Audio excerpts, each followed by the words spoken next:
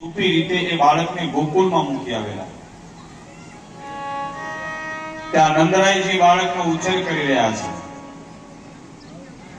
એ કંસ, મને તારા પ્રત્યે સદભાવ છે, તારી મને ચિંતા થાય છે, એટલા માટે તને સચેત કરવા માટે તને આવ્યો છું. તારો કાળ આ ધરતી પર બિરાજમાન છે અને તારો કાળ બીજું કોઈ નહીં પરંતુ શ્રી કૃષ્ણ જ તારો કાળ છે. એ તને ઘસી લે એના પહેલા તારા જીવનને બચાવવાના જે ઉપાયો તારાથી થાય તે ઉપાયો તું કરવા માંડ. આ પ્રમાણે નારદજી કંસને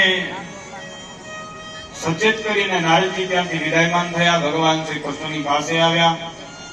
શ્રી કૃષ્ણ ભગવાનને પ્રણામ કરી અને ભગવાનની જે પ્રેરણા થઈ કંસને બધી હકીકતની જાણ કરવાની, એ પ્રેરણા અનુસાર નારદજી કંસને બધી હકીકત જણાવી દીધી. એ વાત નારદજીએ શ્રી કૃષ્ણ ભગવાનની પાસે કરી. શ્રી કૃષ્ણ ભગવાનની પૂજા કરી, ભગવાનને પ્રણામ કરીને નારદજી ત્યાંથી અંતર ધ્યાન થયા. આ બાજુ નારદજીના ગમન બાદ કંસે પોતાની સભા બોલાવી અને સભામાં ચર્ચા મૂકી કે આપણે કેટલાય વર્ષોથી જેની શોધખોળ કરી રહ્યા છીએ એ મારો કાળ હવે મને મળી ગયો છે.